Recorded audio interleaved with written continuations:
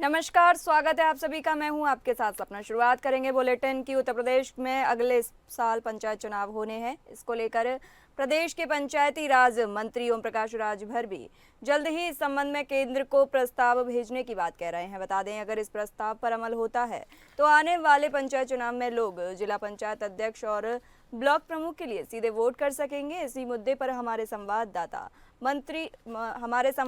ने मंत्री ओपी भर से खास बातचीत की। राज्य मंत्री ओम प्रकाश राजभर ने एक बात कही है। उन्होंने ये कहा कि जो जिला पंचायत अध्यक्ष हैं और जो ब्लॉक प्रमुख हैं उनका चुनाव सीधे जनता के जरिए होना चाहिए, इससे भ्रष्टाचार पर लगाम लगेगी। हमारे साथ खुद मंत्री ओम प्रकाश राजभर जी मौजूद हैं। राजभर जी, आपने जो ये बात कही है कि चाहे जिला पंचायत अध्यक्ष का चुनाव हो चाहे ब्लॉक प्रमुख का, अमूमन देखा गया है कि चाहे आप कहिए कि इसमें बाहुबल धनबल दोनों का इस्तेमाल होता है। देखिए, बाहुबल और धनबल के उपयोग को रोकने के लिए तमाम विधायक, तमाम आम लोग जो इस बात को जान रहे हैं, लोगों ने ये पहल की। इसके पहले भी माननीय मुख्यमंत्री जी ने पिछली सरकार में प्रस्ताव यहाँ से भारत सरकार को भेजा। जैसा कि जब मैं इस प्रकरण को लेकर के उनसे मिला तो उन्होंने कहा कि मैं तो प्रस्ताव भिजवाया हूँ। तो हम क्या, कभी कभी प्रस्ताव पुराने हो जाते हैं तो नया प्रस्ताव चले। तो 4 बार उनसे मैं मिला, चारों बार उन्होंने सहमति दी और प्रस्ताव जल्दी ही भारत सरकार को चला जाएगा नया। 2 बार गृह मंत्री जी से मिला, उनको भी बताया कि इस चुनाव में धनबल और बाहुबल का उपयोग होता है और इसको रोकने का एक ही साधन है कि जनता से चुनाव करा दिया। तो उन्होंने सहमति दी। दिसंबर में प्रधानमंत्री जी से मिला, उनको भी इस बात से अवगत कराया। तो प्रधानमंत्री जी ने कहा कि ये मेयर की तरह चुनाव चाहते हो, क्यों चाहते हो? हमने कहा कि इस नाते चाहते हैं कि यहाँ धनबल और बाहुबल के लोग ज़्यादा हावी हो जाते हैं।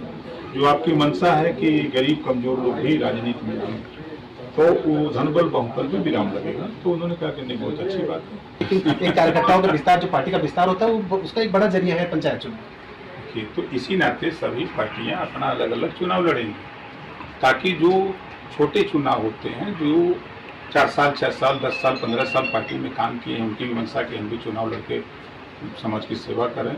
तो बड़े पैमाने पर नहीं अगर लड़ सकते लोकसभा विधानसभा का चुनाव, तो जिला पंचायत सदस्य ही चुन करके वो चुनाव वहाँ से अपनी जनता का सेवा कर सकते हैं। तो उनकी इच्छा है, तो इस नाते उनकी इच्छा की, उनकी भावनाओं की कदर करने के लिए सभी पार्टियां अकेले चुनाव लड़ेंगी। बहुत बहुत धन्यवाद। ये थे हमारे साथ राज्य प्रदेश के और लक्ष्मी अब बदलाव की बात करेंगे। पंचायत चुनाव में वो मुखर है और जल्द से जल्द ही केंद्र सरकार के जो प्रतिनिधि हैं, जो सरकार के जिम्मेदार लोग हैं, उनसे वो मुलाकात करें। मौके निकलवा के रखिए माते। उत्तर प्रदेश में कोरोना के मरीजों के मिलते ही पूरे प्रदेश में स्वास्थ्य विभाग ने अलर्ट जारी किया है। कोरोना के अलर्ट जारी होते ही कौशाम्बी स्वास्थ्य विभाग ने तैयारियां शुरू कर दी हैं। जिला अस्पताल में कोविड वार्ड बनाया गया है।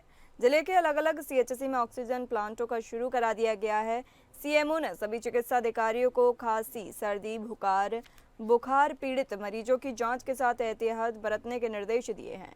देश में कोविड के मामले लगातार बढ़ रहे हैं। संक्रमण को देखते हुए जिला अस्पताल में 30 बेड तो प्रत्येक सीएचसी में 4 बेड का वार्ड और पीएचसी में 2 बेड का वार्ड आरक्षित कर दिया गया है। इतना ही नहीं, स्वास्थ्य विभाग ने मरीजों में खांसी, जुकाम, बुखार को लेकर सतर्कता बरतने के निर्देश दिए हैं।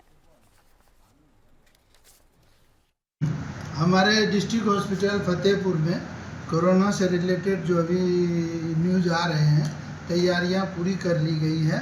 उस तैयारी के तहत हमारे यहाँ जो अभी आज मॉक ड्रिल है, हमारे ऑक्सीजन प्लांट हैं। एक ऑक्सीजन प्लांट जिला महिला में है, एक ऑक्सीजन प्लांट पुरुष में है, दोनों फंक्शनल है। हमारे पास टोटल 118 बेड है।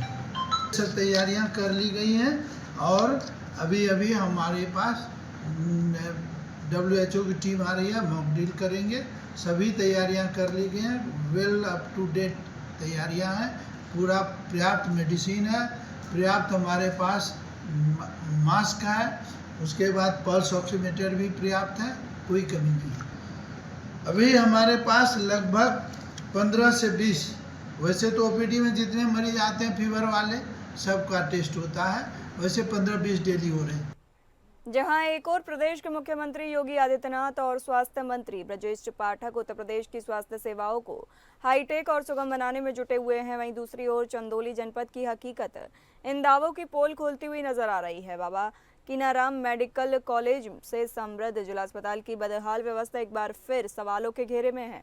बताते चले कि यूपी बिहार बॉर्डर से सटे इस अस्पताल में हर दिन भारी संख्या में मरीज इलाज के लिए आते हैं, लेकिन जब बात जांच की आती है तो उन्हें महीने भर तक इंतजार करना पड़ता है। खासकर अल्ट्रासाउंड और एक्सरे जैसी बुनियादी जांचों के लिए मरीजों को 30 से 45 दिन की वेटिंग मिल रही है, और यदि मशीन खराब हो गई है, जो अक्सर होती रहती है, तो इलाज सपना बन जाता है। भगवान का शुक्र है कि नंबर आ गया।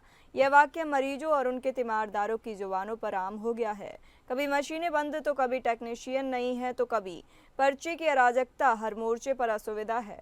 मुद्दे पर nodal principal doctor Amit Singh से बातचीत की गई तो उन्होंने स्वीकार किया कि मरीजों की संख्या में तेजी से इजाफा हुआ है। उनके अनुसार अतिरिक्त एक्सरे और अल्ट्रासाउंड मशीनों की मांग शासन को भेज दी गई है और उम्मीद है कि 2 महीने के भीतर हालात सुधरेंगे।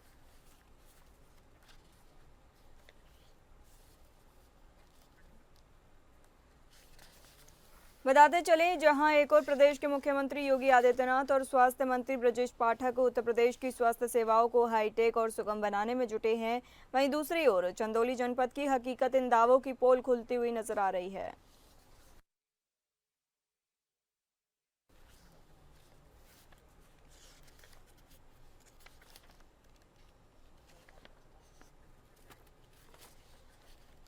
देश में कोरोना ने एक बार फिर से दस्तक दे दी है। उत्तर प्रदेश में कोरोना के मरीजों के मिलते ही पूरे प्रदेश में स्वास्थ्य विभाग ने अलर्ट जारी किया है। कोरोना के अलर्ट जारी होते ही कौशाम्बी स्वास्थ्य विभाग ने तैयारियां शुरू कर दी हैं। जिला अस्पताल में कोविड वार्ड बनाया गया है।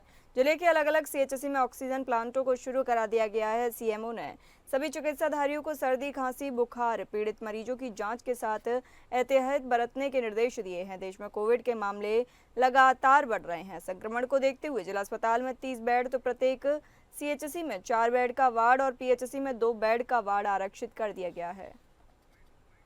और तुरंत जो कोरोना से रिलेटेड मैटर्स है, हमारे डिस्ट्रिक्ट हॉस्पिटल में एक सेकंड फ्लोर पे एक वार्ड हमारा तैयार है। वहाँ पे सब सफाई करके हम लोग रखे हैं, मेडिसिन तैयार है। हमारे सीएचसीज पीएचसीज को अलर्ट भी करके रखे हैं, और प्रथम दृष्टिया जो जांचें होनी चाहिए, जो इंक्वायरी होनी चाहिए, उसके लिए भी हमारी तैयारी है। और सीएमओ को साथ और हमारे प्रिंसिपल मेडिकल कॉलेज के साथ आज सुबह मीटिंग भी हुई, उसके बारे में उनको अवगत भी करा दिया गया है कि सारे स्ट्रैटेजीज तैयार रखें, डॉक्टर्स तैनात रहे, और तुरंत ऐसे कोई सिचुएशन आता है तुरंत उसको एक्टिवेट होकर प्रॉब्लम को सॉल्व करने की कोशिश की जाए। जहां एक और प्रदेश के मुख्यमंत्री योगी आदित्यनाथ और स्वास्थ्य मंत्री ब्रजेश पाठक उत्तर प्रदेश की स्वास्थ्य सेवाओं को हाईटेक और सुगम बनाने में जुटे हैं, वहीं दूसरी ओर चंदौली जनपद की हकीकत इन दावों की पोल खोलती हुई नजर आ रही है। बाबा कीनाराम मेडिकल कॉलेज से समृद्ध जिला अस्पताल की बदहाल व्यवस्था एक बार फिर सवालों के घेरे में है।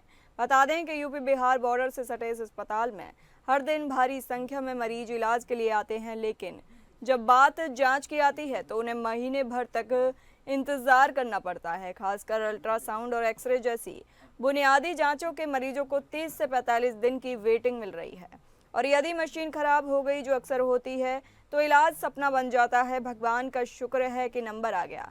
ये वाक्य मरीजों और उनके तीमारदारों की जुबान पर आम हो गए हैं। कभी मशीनें बंद हैं तो कभी टेक्नीशियन नहीं, तो कभी पर्ची की अराजकता, हर मोर्चे पर असुविधा है। मुद्दे पर nodal principal doctor Amit Singh से बातचीत की गई तो उन्होंने स्वीकार किया कि मरीजों की संख्या में तेजी से इजाफा हुआ है। उनके अनुसार अतिरिक्त एक्सरे और अल्ट्रासाउंड मशीनों की मांग शासन को भेज दी गई है और उम्मीद है कि 2 महीने के भीतर हालात सुधरेंगे।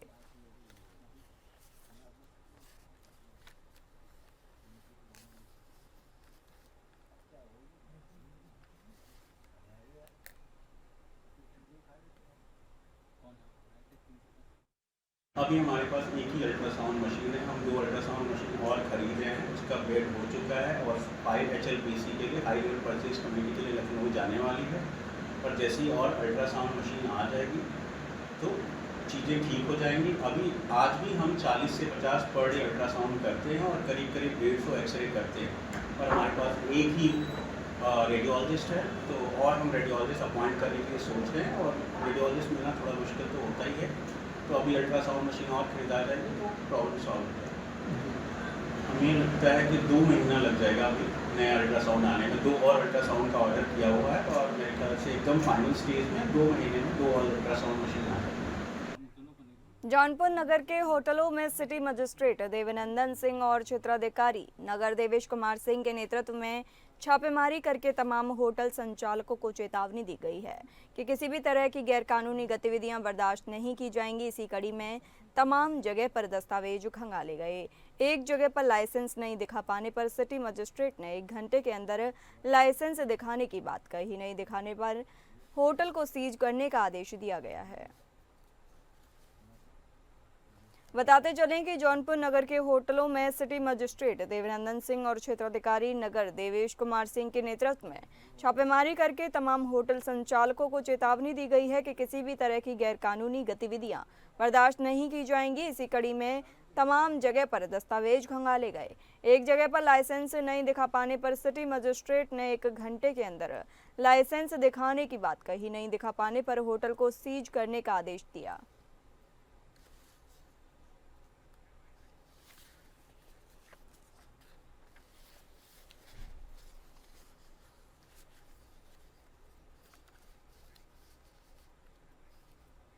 बदायूं पुलिस को बड़ी सफलता मिली है। बता दें, बदायूं मोटरसाइकिल सवार गोकशी के वांछित अभियुक्त के साथ पुलिस की मुठभेड़ हो गई। पुलिस मुठभेड़ में आरोपी ने भागने की कोशिश की।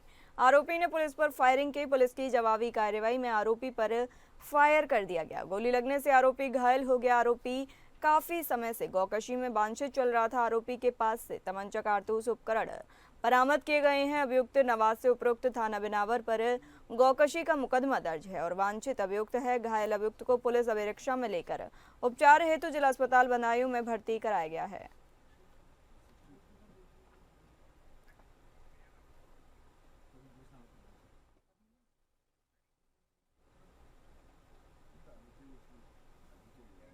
बहराइच में भेड़िए के आतंक से लोगों में दहशत है। बता दें, एक बार फिर भेड़िए ने घर के आंगन में सो रहे 12 वर्षीय बालक अमन पर हमला कर दिया। जब बालक चिल्लाने लगा तो परिजनों के शोरगुल और कुत्तों की आवाज सुनकर भेड़िया फरार हो गया। बच्चे को इलाज के लिए सामुदायिक स्वास्थ्य केंद्र में भर्ती कराया गया, जहां उसकी जिंदगी खतरे से बाहर है। 2 दिन पूर्व पहले भेड़िए के हमले में एक बच्चे की मौत हो गई थी। इस तरह से लगातार हो रहे भेड़िए के हमले को देखकर वन विभाग ग्रामीणों को गुमराह करने में जुटा हुआ है। वहीं अब ग्रामीण लामबंद होकर आंदोलन की चेतावनी दे रहे हैं। इस इलाके में पिछले वर्ष महिला समेत 10 बच्चों की मौत हो गई थी। वहीं इस वर्ष अब तक 2 बच्चों की मौत हो चुकी है, जबकि 2 घायल हो चुके हैं। लेकिन वन विभाग हाथ पर हाथ रखे हुए अगले हमले का इंतजार कर रहा है। देखना होगा कि इस इलाके में रहने वाले लोगों का जीवन दहशत से कब मुक्त होता है। ये बच्चा सो रहा था, उसने इसकी गर्दन पकड़ी, घसीटने लगा। तब तक इसके पड़ोस वाले सब माँ बाप सब जाग गए। उन्होंने उसको दौड़ाया, यहाँ के कुत्ते दौड़ाए, वो भाग गया। फिर हम लेकर के इसको हॉस्पिटल गए, वहाँ इलाज पानी हुआ विधायक की फोन के माध्यम से। वहाँ ने तो कोई सुनने वाला भी नहीं था, उन्हीं के माध्यम से सब सारी व्यवस्था हुई। फटाफट आनंद फानंद में इसका इलाज हुआ। आज बच्चा सुरक्षित है। इस टाइम फॉरेस्ट टीम आई थी? नहीं आई थी फॉरेस्ट टीम यहाँ, कोई फॉरेस्ट अधिकारी नहीं। मैंने कंप्लेंट दी डीएफओ सर को 8:49 पे। उन्होंने कहा अपने यहाँ के लोगों को कह दीजिए कि वो अंदर सोए सब। हमने कहा सर ये कोई बात नहीं हुई। हर आदमी के पास न पक्के मकान है, न कोई पास एसी है, न पंखे हैं। गरीब लोग हमारे यहाँ रहते हैं, कोई जरूरी है कि सब एसी में सोए।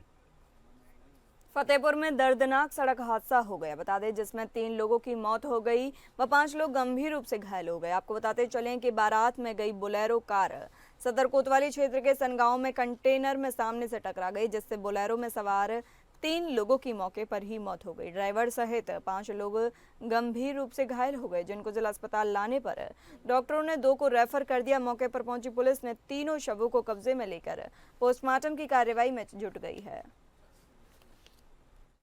बारात से वापसी आ रहे थे, वही टाइम करीब 2 बजे। सनगांव वाला ओवर ब्रिज है, उसके पहले रॉन्ग साइड से कंटेनर आ रहा था, उसमें बोलेरो ठुक गई। 3 लोग यहाँ फतेहपुर जिला अस्पताल में, 2 लोग रिफर हो गए हैं, 3 लोग की मृत हो गई। हमीरपुर जिले में महिला द्वारा युवक की पिटाई का वीडियो सोशल मीडिया पर वायरल हो रहा है। वायरल वीडियो में मोदहा कोतवाली क्षेत्र के मंडी परिसर का बताया जा रहा है। वायरल वीडियो में एक चबूतरे में बैठे युवक को महिला थप्पड़ मारती हुई नजर आ रही है। बताया गया कि युवक शराब के नशे में था और महिला के साथ अभद्रता की थी। इसके बाद महिला ने युवक को थप्पड़ मारकर सबक सिखाया। महिला द्वारा युवक की पिटाई का वीडियो मंडी परिसर में मौजूद लोगों ने बनाकर सोशल मीडिया पर वायरल कर दिया है।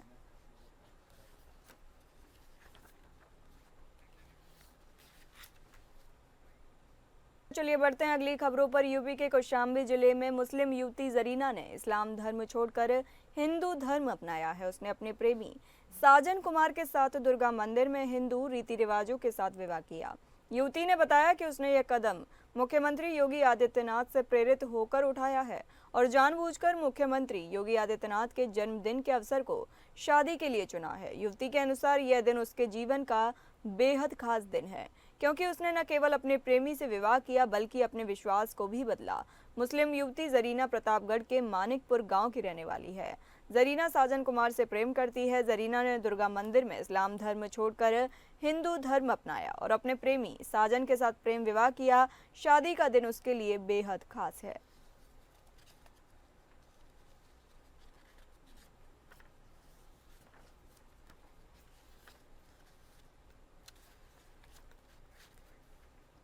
दूसरे वर्ग की हैं बेटी, आज हमारी बहन बनी है। इन्होंने आज हिंदू धर्म स्वीकार किया है। चूंकि आज उत्तर प्रदेश के मुख्यमंत्री योगी आदित्यनाथ जी का जन्मदिन था, इसलिए आज इन्होंने यहाँ शादी की है। आज हमारी बहन हमारे घर वापस आई है। इनका पूरा हिंदू समाज आज स्वागत करता है। मैं वेद प्रकाश सत्यार्थी, जिला सहमंत्री विश्व हिंदू परिषद कौशाम्बी। महोबा में देवीय आपदाओं से परेशान किसानों को राहत देने के लिए वन विभाग ने पहल शुरू की है। शासन के निर्देश पर वन विभाग द्वारा जनपद को हरा भरा करने की तैयारी शुरू कर दी गई है।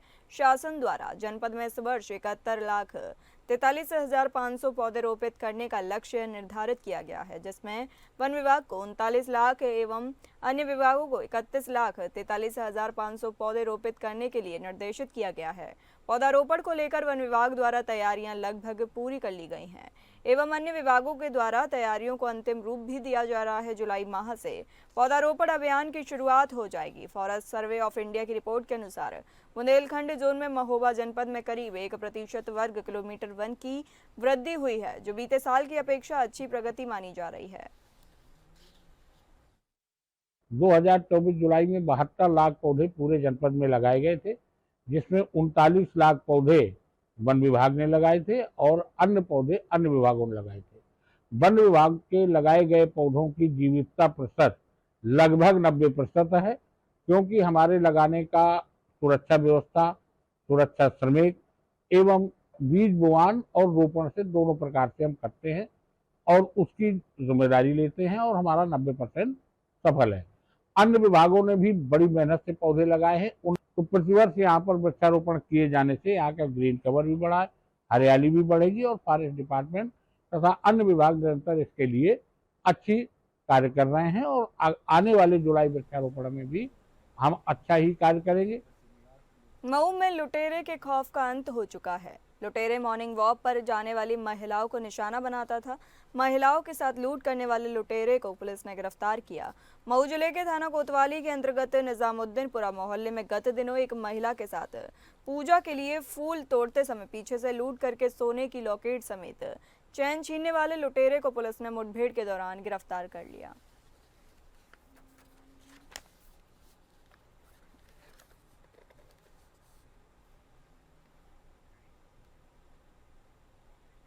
मेरठ में मां ने अपनी एक नाबालिग बेटी की हत्या कर दी। बताते चले नाबालिग बेटी प्रेमी संग देख मां को इतना नागवार गुजरा कि बेटी की सिर काटकर हत्या कर दी। हत्या में मां के साथ 3 ममेरे व एक मौसेरा भाई भी शामिल था।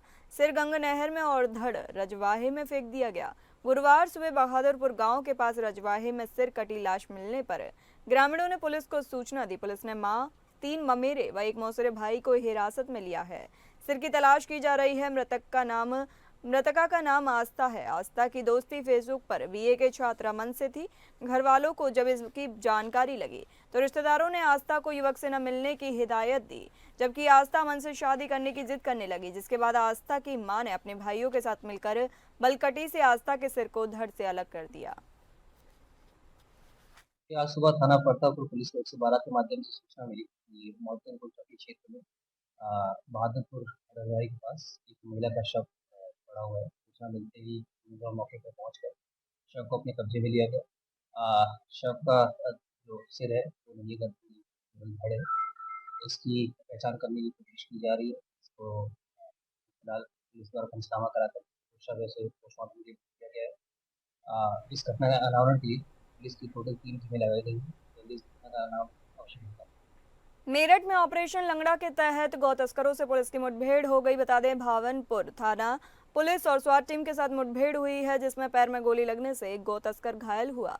2 गिरफ्तार कर लिए गए हैं। ये सभी गौ तस्कर गौकशी की फिराक में घूम रहे थे, जिसकी सूचना मुखबिर ने पुलिस को दी और बदमाशों की घेराबंदी कर उन्हें मुठभेड़ के बाद गिरफ्तार किया। दरअसल सड़क पर घूम रहे आवारा पशुओं को ये सभी जहरीला इंजेक्शन देकर निशाना बनाते थे। इसके कब्जे से गौकशी का उपकरण, एक तमंचा और बाइक बरामद हुई है।